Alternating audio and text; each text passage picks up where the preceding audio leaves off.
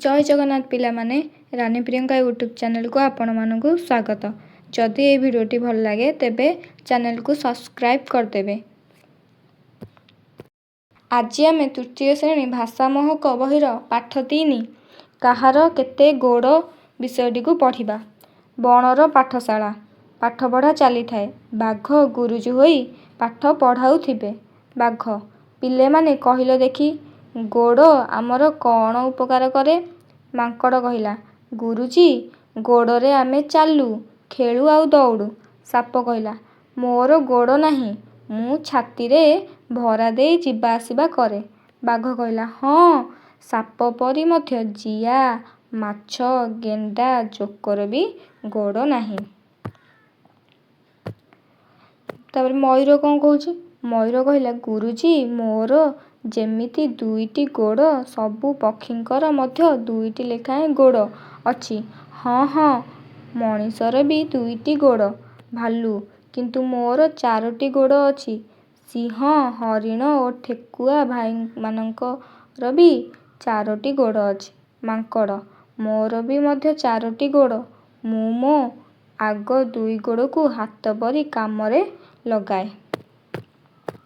हाथी मोर 5टा गोड़ अछि बोली भाबुछ कि ना ना मोर भी 4टा गोड़ और गोटिए लंबा सुंढ अछि। बाघ अच्छा पिले माने कहिलो मशा ओ माछीर केतोटी गोड़।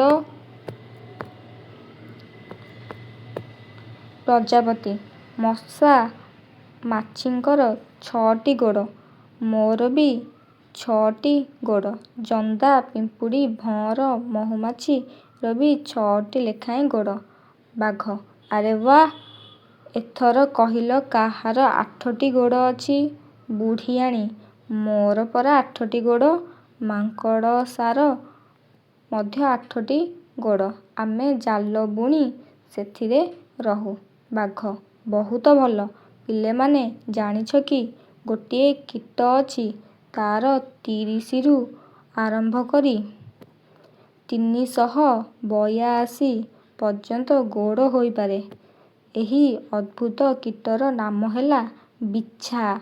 तुमे माने किए बिच्छा देखिछ कि?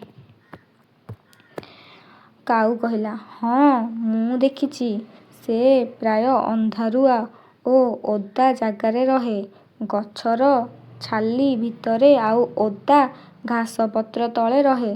बाघ अरे वाह तुमे माने तो बहुत कथा जानिछ। ताहाले आजी आमे अनेक जीवजंतुक गोड़ विषय रे जानिले।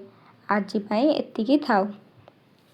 ताहाले पिले माने एई गपटारू आमे सिखिले जे केते पशु पक्षी अछंदी और सेमानकर केतेटा लखाएं गोड़। जेमिति चित्र रे देखो मांकड़र 4टी सिंहर 4टी तापर घोड़ार 4टी एमिति केते सारा पशुंकर केते सारा गोड़। तापर प्रश्न उत्तर करिबा आमे। आस कथा हेबा। 1 नंबर रे कोन देला ना तुमे घरे देखिथिबा केतोटी पशु पक्षींक नाम और सेमानंक गोड़ संख्या कुह। उत्तर मु घरे देखिथिबा पशु माने हेले बलद गाई छेली मेंढा मईसी कुकुर बिलेई। पक्षी हेले सुआ सारी बणी कुआ इत्यादि। बलद गाई छेली मेंढा मईसी कुकुर बिलेई आदि पशुंकर 4टी लेखाएं गोड़ अछि। सुआ सारी बणी कुआ आदि पक्षींकर 2टी लेखाएं गोड़ अछि। 2 नंबर जदि पशु मानकर गोड़ नथांता तेबे कौन असुविधा हुअंता। कौन सब असुविधा हुअंता। 2 नंबर देला उत्तर पशु मानकर गोड़ नथिले सेमाने जिबा आसिबा करि पारि नथांते ओ खाद्य संग्रह करि पारि नथांते। गोटिए स्थान रे पड़ी रही थांते बंचिबार सेमानंक बंची रहिबा सेमानंक पाई कष्टकर होई थांता। 2 नंबर जदि पशु मानकर गोड़ नथांता तेबे कौन सब असुविधा हुअंता। उत्तर पशु मानकर गोड़ नथिले सेमाने जिबा आसिबा करि पारि नथांते ओ खाद्य संग्रह करि पारि नथांते। ଗୋଟିଏ ସ୍ଥାନରେ ପଡ଼ି ରହିଥାନ୍ତେ, ବଞ୍ଚି ରହିବା ସେମାନଙ୍କ ପାଇଁ କଷ୍ଟକର ହୋଇଥାନ୍ତା। 3 ନମ୍ବର, ସାପର ଗୋଡ଼ ଅଛି କି ସେ କିପରି ଚାଲେ? ଉତ୍ତର, ନା, ସାପର ଗୋଡ଼ ନାହିଁ, ସେ ଛାତିରେ ଭାର ଦେଇ ଗତି କରେ। ତାପରେ 4 ନମ୍ବର, ତୁମେ ପାଦରେ ଚପଲ ନ ପିନ୍ଧିଲେ କ'ଣ ହେବ? ଆମ ପାଦରେ ଚପଲ ନ ପିନ୍ଧିଲେ ଚାଲିବାରେ କଷ୍ଟ ହେବ ଓ ପାଦରେ କଣ୍ଟା ଫୁଟି ଯିବାର ଆଶଙ୍କା ଥାଏ। ଖାଲି ପାଦରେ ଚାଲିଲେ ଭୂମିରୁ କୃମି ମଧ୍ୟ ପାଦ ବାଟେ ଶରୀରରେ ପ୍ରବେଶ କରିବାର ସମ୍ଭାବନା ଥାଏ। 5 ନମ୍ବର, 10ଟା ଗୋଡ଼ ଥିବା ଜୀବ ଦେଖିଛ କି? ସେ କେଉଁଠାରେ ରହେ? ଉତ୍ତର, 10ଟା ଗୋଡ଼ ଥିବା ଜୀବ ହେଉଛି କଙ୍କଡ଼ା। ସେ ଜଳରେ ରହେ। ଆସ ଚିତ୍ର କରି ରଙ୍ଗ ଦେବା। ତୁମକୁ ଭଲ ଲାଗୁଥିବା ଯେକୌଣସି ପଶୁପକ୍ଷୀ, ସରୀସୃପ ଓ କୀଟପତଙ୍ଗର ଚିତ୍ର କରି ରଙ୍ଗ ଦିଅ। ତା'ର ନାମ ତଳେ ଲେଖ। ମୋତେ ପିଲାମାନେ ପ୍ରଜାପତି ବହୁତ ଭଲ, ତ ମୁଁ ପ୍ରଜାପତି ଚିତ୍ର କରିଛି ଆଉ ତା ତଳେ ମୁଁ ପ୍ରଜାପତିର ନାମ ଲେଖିଛି। ତମକୁ ସେଇଭଳି କିଛି ପଶୁପକ୍ଷୀଙ୍କର ଭଲ ଲାଗୁଥିବ, ଯେମିତିକି ମୟୂର ଯଦି ଭଲ ଲାଗୁଥିବ ମୟୂର ଚିତ୍ର କରିବ, କୁକୁର ଯଦି କାହାକୁ ଭଲ ଲାଗୁଥିବ କୁକୁର ଚିତ୍ର କରିବ ଏବଂ ରଙ୍ଗ ଦେବ, ତା ତଳେ ନାଁ ଲେଖିବ। ଆସ ଭାବିବା ଓ ଲେଖିବା। 1 ନମ୍ବର, ଝିଣ୍ଟିକାଟିଏ ଡେଇଁ ଡେଇଁକା ଖେଳୁଥାଏ। ସେହି ବାଟ ଦେଇ ପିମ୍ପୁଡ଼ିଟିଏ ଯାଉଥିଲା। ଝିଣ୍ଟିକା ତାକୁ ଡାକିଲା। ତାହେଲେ ଝିଣ୍ଟିକା ଓ ପିମ୍ପୁଡ଼ି କ'ଣ କଥାବାର୍ତ୍ତା ହୋଇଥିବେ? ଆସ ଭାବିବା ଓ ଖାଲି ଘରେ ଲେଖିବା। ଏଇ ଯେଉଁ ଖାଲି ଘର ଦେଇନି କି, ଏଇଠିକି ନା ବହୁତ କମ୍ ଜାଗା ଅଛି, ତ ମୁଁ ଆଉ ଗୋଟେରେ ଲେଖିଛି, ଉତ୍ତର ଲେଖିଛି, ସେଇଟା ଚାଲ ଦେଖିବା କ'ଣ କଥାବାର୍ତ୍ତା ହେଇଥିବେ। ଉତ୍ତର, ଝିଣ୍ଟିକା କହୁଛି, ପିମ୍ପୁଡ଼ି ଭାଇ, ଏତେ ତରବର ହୋଇ କୁଆଡ଼େ ଧାଉଁଛୁ? ଆସ କଥା ହେବା ଓ ଖେଳିବା।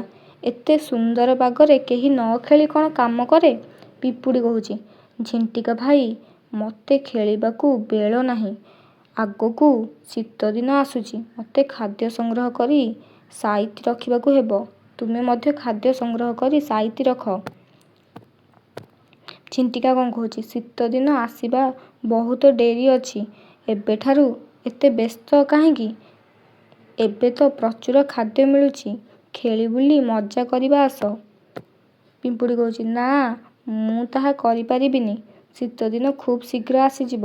ଏବେଠାରୁ ସତର୍କ ହେବା ଉଚିତ, ନହେଲେ ସେତେବେଳେ ଦୁଃଖ ଭୋଗ କରିବା। 2 ନମ୍ବର, ବଣରେ ରହୁଥିବା 3ଟି ଲେଖାଏଁ ପଶୁପକ୍ଷୀଙ୍କର ନାମ କୋଠରୀରେ ଲେଖ। ପଶୁଙ୍କ ନାମ। ବଣରେ ଯିଏ ଜଙ୍ଗଲରେ ରୁହେ। ସିଂହ ରୁହେ, ବାଘ ରୁହେ, ଭାଲୁ ରୁହେ। ପକ୍ଷୀ କିଏ କିଏ ରୁହେ? ଛଞ୍ଚାଣ, ଚିଲ, ମୟୂର। ତାପରେ 3 ନମ୍ବର, ଗୋଡ଼ ସଂଖ୍ୟା ଅନୁସାରେ ସାରଣୀ ପୂରଣ କର। ଗୋଡ଼ ନଥିବା ପ୍ରାଣୀ। କାହାର ଗୋଡ଼ ନାହିଁ ତା'ର ନାଁ ଲେଖିବା। କାହାର ଗୋଡ଼ ନାହିଁ? ସାପ, ଜିଆ, ଗେଣ୍ଡା, ଜୋକ। ତାପରେ 2ଟି ଗୋଡ଼। ଯାହାର 2ଟି ଗୋଡ଼ ଥିବ ତା ନାଁ ଲେଖିବା। ମଣିଷ, ମୟୂର, ଶୁଆ, ବଣି।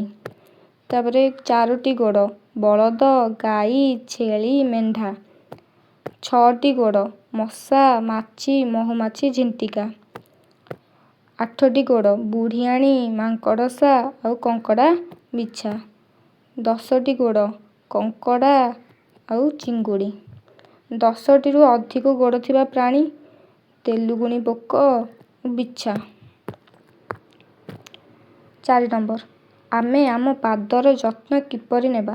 ଯେପରି କରେ ଦେଲା ନିୟମିତ ନଖ କାଟିବା, ସେହିଭଳି ଖରେ ଆମେ ଲେଖିବା। ଉଷୁମ ପାଣିରେ ସାବୁନ ଲଗାଇ ପ୍ରତିଦିନ ପାଦ ଧୋଇବା ଓ ଭଲ ଭାବେ ପୋଛିବା। ଗ ନମ୍ବର, ପ୍ରତିଦିନ ପାଦରେ ଭଲ ଭାବେ ତେଲ ଲଗାଇବା। ଘ, ରାସ୍ତାରେ ଗଲାବେଳେ ଚପଲ କିମ୍ବା ଜୋତା ବ୍ୟବହାର କରିବା ଓ ସାବଧାନତା ସହକାରେ ଯିବା। 5 ନମ୍ବର, ତଳେ ଦିଆଯାଇଥିବା ଅନୁଚ୍ଛେଦଟିକୁ ପଢ଼। ହାତୀଟିଏ ବଣରେ ବୁଲୁଥିଲା। ହଠାତ୍ ତା ଗୋଡ଼ରେ କଣ୍ଟା ଫୁଟିଗଲା। ସେ ଆଉ ଚାଲିପାରିଲା ନାହିଁ। ଏତିକିବେଳେ ମୂଷାଟିଏ ସେଠାରେ ପହଞ୍ଚିଲା। ହାତୀ ଗୋଡ଼ରୁ କଣ୍ଟାଟିକୁ କାଢ଼ିଦେଲା। ହାତୀ ଖୁସି ହୋଇ ମୂଷାକୁ ପିଠିରେ ବସାଇ ବୁଲିଲା। 6 ନମ୍ବର, ନିମ୍ନରେ ଦିଆଯାଇଥିବା ପଶୁପକ୍ଷୀମାନଙ୍କର ନାମକୁ ସେମାନଙ୍କର ସ୍ୱର ସହିତ ଗାର ଟାଣି ଯୋଡ଼। ଗାଈ ହମା ହମା, ଛେଳି ମେ ମେ, କୋଇଲି କୁହୁ କୁହୁ, କାଉ କା କା, କୁକୁଡ଼ା କୁକୁଡ଼ୁ କୁ। ଭାଷାର କଥା। 1 ନମ୍ବର ସାରଣୀରୁ ଅକ୍ଷର ନେଇ ଶବ୍ଦ ଗଢ଼, ପଢ଼ ଓ ଲେଖ। ଯେପରି ଆତ, ଏଇ ଯେଉଁ ସାରଣୀ ଦେଇନି କି ଆତ, ଏଇ ଦୁଇଟାକୁ ନେଲା ଆମେ ସେମିତି ନେଇକି ଶବ୍ଦ ଗଢ଼ିବା। ଯେମିତିକି କାମ, ନୌକା, କଣ୍ଠ, ଦୈବୀ, ନିଜ, ଜଳ, ତଣ୍ଟି, କଣ୍ଟି, କାଳ, ଝିଙ୍କ, କାଙ୍କ, ଝିଣ୍ଟିକା। 2 ନମ୍ବର କ'ଣ ଦେଲା ନା ଦୁଇ କୋଠରୀରୁ ମେଳ ଖାଉଥିବା ଶବ୍ଦକୁ ନେଇ ବାକ୍ୟ ଗଠନ କର। ଏଇ କୋଠରୀକୁ ନେଇକି ଆଉ ଏଇ କୋଠରୀକୁ ନେଇକି ମିଶେଇକି ଆମେ ବାକ୍ୟ ଗଠନ କରିବା। ଯେପରିକି ଗୋଟେ ଦେଇଥିଲା ଗଛ ଡାଳରେ କାଉଟିଏ ରାବୁଛି। ଗଛ ଡାଳ, ଫାଷ୍ଟରେ ଗଛ ଡାଳ ଅଛି, ଦେଖିନିଅ ଗଛ ଡାଳ ଅଛି ଆଉ ଏଇଟାରେ କାଉ ଅଛି। ସେମିତିକା ଏଥିରୁ ଗୋଟେ ଆଉ ସେଥିରୁ ଗୋଟେ ନେଇକି ଆମେ ତିଆରି କରିବା। ଯେମିତିକି ଏଥିରୁ ନେଲେ ଜିଆ ଆଉ ଏଥିରୁ ନେଲେ ମାଟି। ଜିଆ ମାଟି ଭିତରେ ରହେ, କୁକୁର ଘର ଜଗେ, ବର୍ଷା ପାଣିରେ ଓଦା ହୁଅ ନାହିଁ, ମାଟି ଘରେ ରହିଲେ ଖରା ଦିନେ ଥଣ୍ଡା ଲାଗେ। 3 ନମ୍ବର ତଳେ ଥିବା ଉତ୍ତରକୁ ପାଇବା ପାଇଁ ପ୍ରଶ୍ନ ତିଆରି କର। କ ନମ୍ବର ଦେଲା ସେ ଉତ୍ତର ଦେଇଛି, ଆମେ ପ୍ରଶ୍ନ ତିଆରି କରିବା। ଜିଆ ଖାଦ୍ୟ ଖୋଜିବାକୁ ବାହାରିଲା। କିଏ ଖାଦ୍ୟ ଖୋଜିବାକୁ ବାହାରିଲା? ଖ ନମ୍ବର କୁକୁରର 4ଟି ଗୋଡ଼। ପ୍ରଶ୍ନ କୁକୁରର କେତୋଟି ଗୋଡ଼? ଗ ନମ୍ବର ପିମ୍ପୁଡ଼ି ସାଙ୍ଗ ବିଛା ଥିଲା। ବିଛା କାହାର ସାଙ୍ଗ ଥିଲା? 4 ନମ୍ବର ସୂତ୍ର ଲିଖନ। ଶିକ୍ଷକ 10ଟି ଶବ୍ଦ ଡାକିବେ। ମୟୂର, ପିମ୍ପୁଡ଼ି, ଦୈବୀ ଶକ୍ତି, ଫମ୍ପା, ନୀଳକଣ୍ଠ, ବାମ୍ଫ, ଗ୍ରୀଷ୍ମ, ଶୃଙ୍ଖଳା, ସମ୍ମାନ, ସିଂହାସନ। ତାପରେ ଶୁଣ, ବୁଝ ଓ କୁହ। ରହେରେ ରହେ, ମୁଁ କୋରଡ଼େ ରହେ। ରାତିରେ ବୁଲେ, ମୁଁ ଦିନରେ ଶୁଏ। କହିଲ ଦେଖି ମୁଁ ଅଟେ କିଏ? କିଏ? ପେଚା। ବେକରେ ତାହାର ନାଲିଆ ଗାର। ଶାଗୁଆ ଦେହଟା ଦିଶେ ସୁନ୍ଦର। ବଙ୍କୁଲି ଥଣ୍ଟରେ ଫଳକୁ ଖାଏ।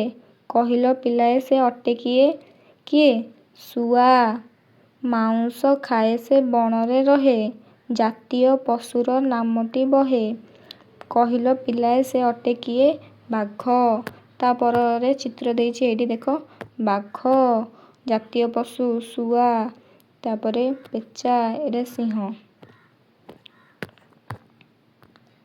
ସାଙ୍ଗର ଜୋତା। ପଠନ ନିମନ୍ତେ। ବେଙ୍ଗଟିଏ ଦୋକାନରେ ବସି ଜୋତା ତିଆରି କରୁଥିଲା। ସେହି ବାଟ ଦେଇ ପିମ୍ପୁଡ଼ିଟିଏ ଗୁଡ଼ ନେଇ ଯାଉଥିଲା। ବେଙ୍ଗ ପିମ୍ପୁଡ଼ିକୁ ଡାକି କହିଲା, ପିମ୍ପୁଡ଼ି ଭାଇ, ସବୁଦିନ ପୋକଜୋକ ଖାଇ ଖାଇ ପାଟିକୁ ଆଉ ଭଲ ଲାଗୁନି। ମୋତେ ଟିକେ ଗୁଡ଼ ଖାଇବାକୁ ଦିଅ। ପିମ୍ପୁଡ଼ି କହିଲା, ତୁମେ ଯଦି ମୋ ସାଙ୍ଗ ପାଇଁ ଜୋତା ତିଆରି କରିଦେବ ତେବେ ମୁଁ ତୁମକୁ ଅଧା ଗୁଡ଼ ଦେବି, ନହେଲେ ଦେବିନି। ବେଙ୍ଗ ପିମ୍ପୁଡ଼ିର ଗୋଡ଼କୁ ଦେଖି ଭାବିଲା ଯେ 6ଟି ଜୋତା ତିଆରି କରିଦେଲେ ମୋତେ ଅଧା ଗୁଡ଼ ମିଳିବ। ତେଣୁ ପିମ୍ପୁଡ଼ି କଥାରେ ବେଙ୍ଗ ରାଜି ହୋଇଗଲା। ପିମ୍ପୁଡ଼ି ବେଙ୍ଗକୁ ଅଧା ଗୁଡ଼ ଦେଇ ଘରକୁ ଚାଲିଗଲା। ତା ପରଦିନ ପିମ୍ପୁଡ଼ି ତା ସାଙ୍ଗ ବିଛାକୁ ନେଇ ବେଙ୍ଗ ପାଖକୁ ଆସିଲା। ବିଛାକୁ ଦେଖି ବେଙ୍ଗ ମୁଣ୍ଡରେ ହାତ ଦେଇ ବସି ପଡ଼ିଲା। ବେଙ୍ଗ କହିଲା, ପିମ୍ପୁଡ଼ି ଭାଇ, ମୁଁ ଗୋଟେ କଥା କହିବାକୁ ଭୁଲି ଯାଇଥିଲି। ମୋତେ ପରା ଗୁଡ଼ ଖାଇବା ମନା। ମୁଁ ତୁମକୁ ମଜାରେ ଗୁଡ଼ ମାଗିଥିଲି। ମୁଁ ଏବେ ଦୋକାନ ବନ୍ଦ କରିବି। ତୁମେ 2 ଜଣ ଘରକୁ ଯାଅ। ବିଛାର ଏତେ ସାରା ଗୋଡ଼ ପାଇଁ ସେ ଏତେ ଜୋତା ତିଆରି କରିପାରିବ। ସେଇଥିପାଇଁ ସେ ଚାଲାକ କରିକି କହିଲା, ମୁଁ ମଜାରେ ମାଗୁଥିଲି ତମେ ଏବେ ଘରକୁ ଯାଅ, ମୁଁ ଦୋକାନ ବନ୍ଦ କରିଦେବି। ଯଦି এই ଭିଡ଼ିଓଟି ଆପଣମାନଙ୍କୁ ଭଲ ଲାଗିଥାଏ ତେବେ ପିଲାମାନେ ପ୍ଲିଜ୍ ଚ୍ୟାନେଲକୁ ସବସ୍କ୍ରାଇବ୍ କରିଦେବେ। ରହୁଛି। ଜୟ ଜଗନ୍ନାଥ।